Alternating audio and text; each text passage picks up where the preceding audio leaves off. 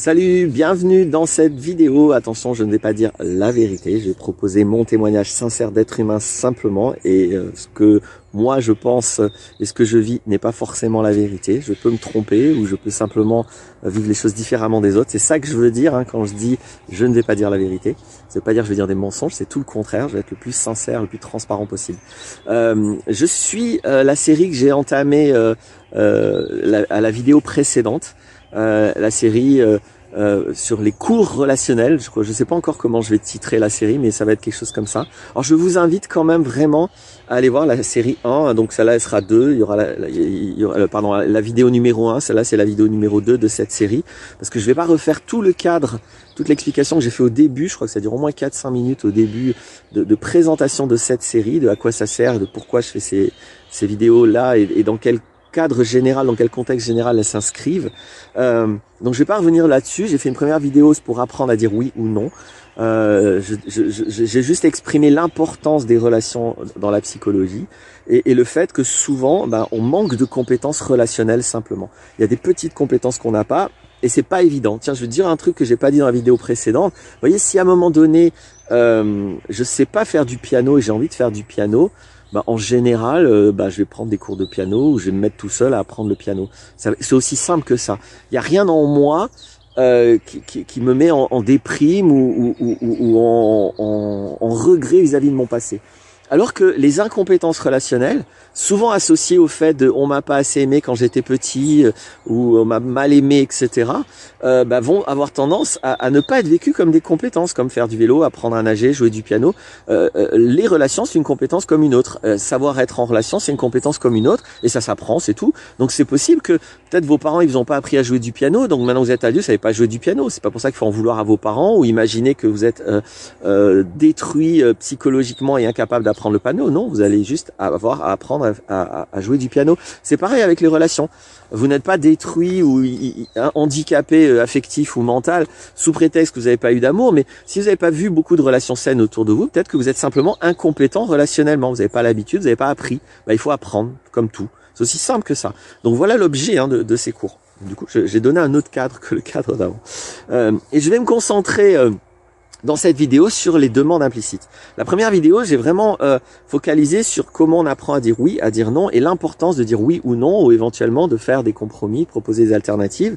Et je me suis beaucoup placé en fait du point de vue de celui qui va accepter, qui va dire oui, ou qui va refuser, qui va dire non à une demande.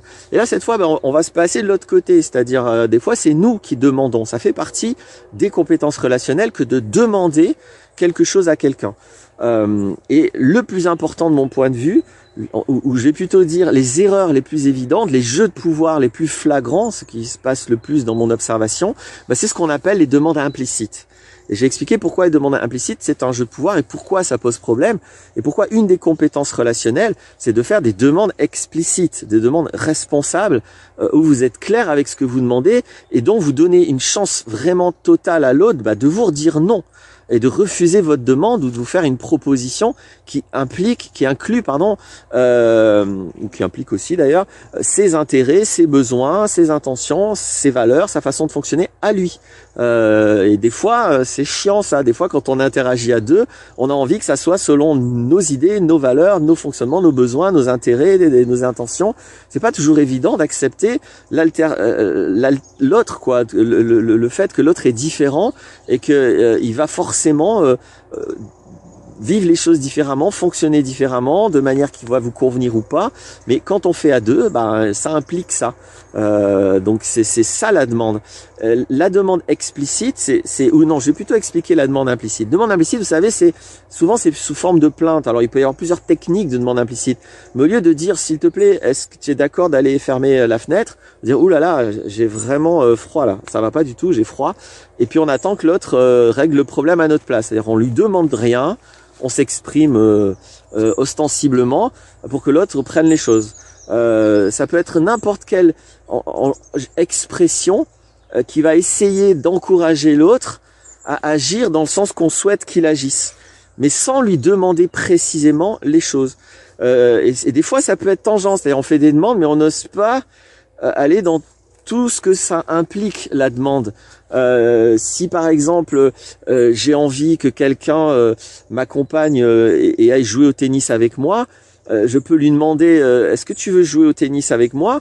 Personne va dire oui, mais vous avez oublié consciemment ou inconsciemment de lui préciser que vous n'avez pas de voiture, qu'elle est en panne et que ça impliquera que ce soit sa voiture à lui et que on aille avec et que ce soit lui qui conduise, etc. Et est-ce qu'il est d'accord ou pas? Donc par exemple, une demande explicite, c'est une demande qui est vraiment claire avec ce que vous demandez à l'autre. Et là, en l'occurrence, là, en l'occurrence, il s'agit pas que de demander est-ce que tu veux jouer au tennis avec moi, c'est-à-dire ma voiture est en panne, je voudrais aller jouer au tennis, t'es d'accord de jouer avec moi et est-ce que t'es d'accord de m'amener? Voilà, ça c'est une demande explicite. Et là, la personne va pouvoir dire oui ou non, dire ah jouer au tennis je veux bien, mais j'ai pas envie de conduire, de toute façon j'ai plus de fric, l'essence ça coûte cher, et si on y allait en bus, je dis n'importe quoi, mais voilà. Voilà ce qui peut se passer. Alors que si vous faites une demande implicite, tu viens jouer au tennis avec moi, et puis après la personne arrive et puis il y a le malaise du moment où elle finit par comprendre parce que vous n'avez pas de voiture qu'elle va devoir vous amener.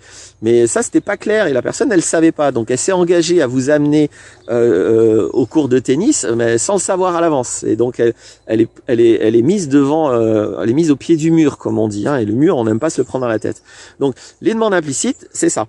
Quel est l'intérêt pour la personne qui demande de faire des demandes implicites? Parce qu'a priori, il peut y avoir que des inconvénients, puisque plus vous êtes explicite, plus vous donnez d'opportunités à l'autre de refuser ou d'être clair avec ce que vous demandez et puis de revoir les choses. Énormément de demandes dans notre société sont implicites. On fonctionne beaucoup quand même avec des processus de manipulation en Occident.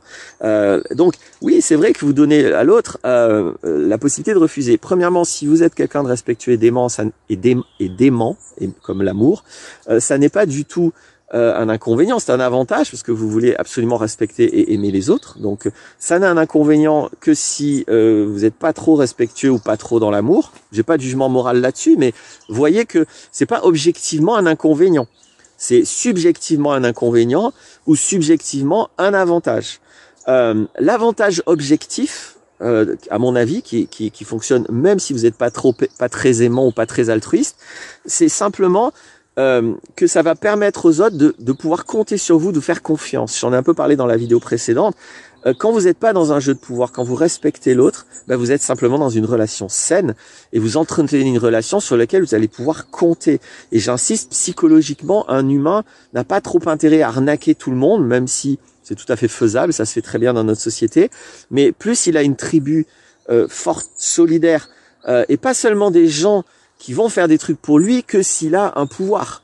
Les jeux de pouvoir, ça va consister à... Oui, parfois, il y a des gens qui vont faire des trucs, mais il va falloir être sûr de les mettre sous emprise avant, parce que s'ils n'ont pas une pression, ils feront pas le truc pour vous. Et l'alternative à ça, c'est la solidarité, c'est la tribu, c'est le fait d'être ensemble, comme des frères et sœurs, on pourrait dire, mais au sens pas génétique, au sens humain, au sens de l'amour, et d'être solidaires les uns pour les autres, de pouvoir compter les uns sur les autres. Et compter les uns sur les autres, c'est pas que l'autre dise tout le temps oui, c'est que quand il dit non, vous le savez, puis vous lui avez donné l'opportunité de dire non. Donc c'est pour moi l'avantage objectif de faire des demandes explicites, c'est qu'on construit des relations saines où les gens vont se sentir bien avec vous, vont abandonner toute méfiance, tout doute, ils vont baisser la garde, quoi. Ils auront plus besoin d'un système de protection, d'un système de sécurité pour interagir avec vous, pour pas se faire arnaquer ou pour pas être embarqués alors qu'ils n'avaient pas tout compris, vous leur avez pas tout expliqué. Ils sont à l'aise, ils sont confiants et ça fait des relations hyper fluides, hyper stables, qui durent en général. Et quand on peut compter sur des gens, je pense que c'est un avantage objectif pour tout humain. Le jour où vous êtes dans la merde, vous avez un problème, vos potes et votre tribu va pas forcément vous dire oui pour vous aider, parce que peut-être qu'ils pourront pas, ils ont peut-être pas envie, ils sont peut-être pas disponibles, mais dans le lot, il y en aura qui auront envie, quoi. Et puis déjà parce que vous avez peut-être fait la même chose pour eux à un moment donné. Donc voilà ce que je voulais dire sur les demandes implicites, explicites. Soyez conscient qu'il y a votre espace de responsabilité et l'espace de responsabilité de l'autre. En clair, il y a ce que vous pouvez faire avec votre corps et des moments où vous avez besoin du corps de l'autre. C'est le corps de l'autre qui va faire. Et donc, lorsque j'ai moi un besoin que l'autre fasse quelque chose avec son corps, c'est important que je sois très conscient que là, je dois entrer, si je veux être respectueux, si je veux être aimant, dans la demande. Et à moi d'être le plus clair avec cette demande, d'être le plus explicite, précis, détaillé, pour que la personne comprenne exactement ce que je lui demande. C'est ce qui va faire évidemment que l'engagement qu'on va prendre ainsi ensemble va se passer au mieux derrière, parce que tout sera clair, personne n'aura de surprise, encore moins des mauvaises surprises, on pourra avoir que des bonnes surprises, parce que tout a été déterminé clairement et chacun a été respecté dans le processus. Évidemment, c'est aussi l'intérêt, donc c'est ce que je voulais exprimer comme deuxième avantage objectif du processus, c'est que c'est ce qui va vous permettre de fonctionner au mieux dès que vous fonctionnez avec quelqu'un. C'est toujours potentiellement très dysfonctionnel de réussir à manipuler quelqu'un, mais bon, au milieu du truc, s'il s'en rend compte, il va pas être content, même si vous n'avez pas fait exprès de le manipuler, même si vous avez fait ça inconsciemment, c'est toujours quelque chose qui est possible. À l'inverse, quand vous avez fait une demande explicite, vous réduisez énormément les risques que le processus derrière se passe mal. Ce que vous allez faire ensemble a toutes les chances d'aboutir, de se passer au mieux, parce que tout a été clair d'avance et tout le monde sait dans quoi il s'embarque. Voilà ce que je voulais dire.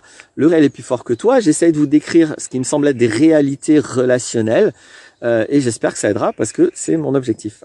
Voilà, à bientôt pour d'autres vidéos.